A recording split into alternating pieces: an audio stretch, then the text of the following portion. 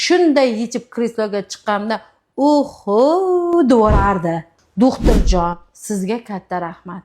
Men to'g'risini aytsam, doktorlarning oldiga borib ko'rinishga uyalardim.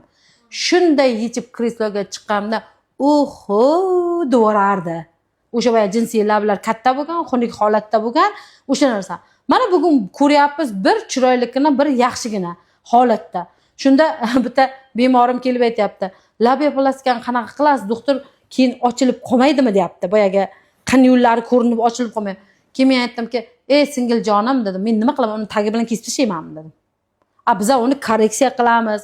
Uni qaysi joyi uzun, qaysi joyi kalta, qayeriga qanday qilib e'tibor berish kerak, uni chiroyli qilib bir-biriga o'xshagandan keyin kesamiz. Uni tagi bilan kesib tashlab bo'lmaydi u narsani. U yerda bizda nimaga ortiqcha bo'lib turgan bo'lsa, o'sha joyini qilamiz. Aynan o'tgan hafta biz intim oqartirish bo'yicha hayit bayramiga ana berdik. Nima edi? O'shanda hadya sifatida berdik.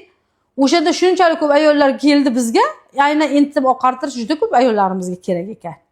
Lekin boyagi pulini o'ylashadi yoki bo'lmasa o'sha narsani bir xil bilishmaydi, bir xil e'tibor bermaydi shu narsaga.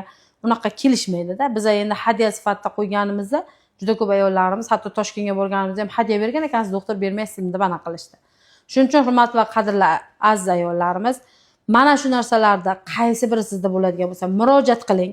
Bu yerda faqatgina men o'zimni muolajamni maqtash emas. Mayli, u sevicha yozib berish, lichina yozib berish u muammo emas. Daftarda qoralash men uchun juda ham oson. Lekin men birinchi o'rinda sizga natija berishim kerak. Siz yaxshi bo'lishingiz kerak. Shuning uchun ham aynan jon kuydirib sizga gapiryapman.